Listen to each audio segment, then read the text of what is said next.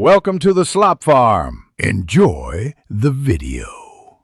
In this video, I will explain how to make good pesto. First, gather your essential ingredients for the freshest flavor. You'll need about 2 cups of fresh basil leaves, 1/2 cup of good quality extra virgin olive oil, 1/3 cup of grated Parmesan cheese, and 1/4 cup of pine nuts. Don't forget 2 cloves of garlic for that essential aromatic kick. These core components are key to a truly delicious sauce. Now let's get blending.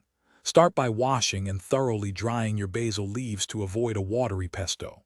For an extra layer of flavor, lightly toast your pine nuts in a dry pan for a few minutes until fragrant. Next, combine the basil, toasted pine nuts, garlic, and Parmesan cheese in your food processor. With the processor running, slowly drizzle in the olive oil until the pesto reaches your desired consistency. Finish by seasoning with salt and pepper. To achieve pesto perfection, a few tips can make all the difference. Whether you use a food processor or a traditional mortar and pestle, be careful not to overprocess the basil, as this can lead to a bitter taste.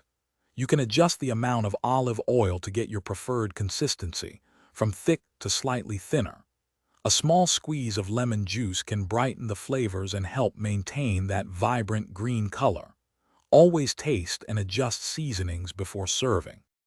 Once your delicious pesto is ready, proper storage is key to keeping it fresh. Store it in an airtight container in the refrigerator, and for best results, pour a thin layer of olive oil over the top to prevent browning. For longer storage, you can freeze pesto in ice cube trays. When you're ready to enjoy it, thaw frozen pesto in the refrigerator. Pesto is incredibly versatile. Serve it with pasta, spread it on sandwiches, or use it as a flavorful dip. Thanks for watching. Consider subscribing if we helped you today.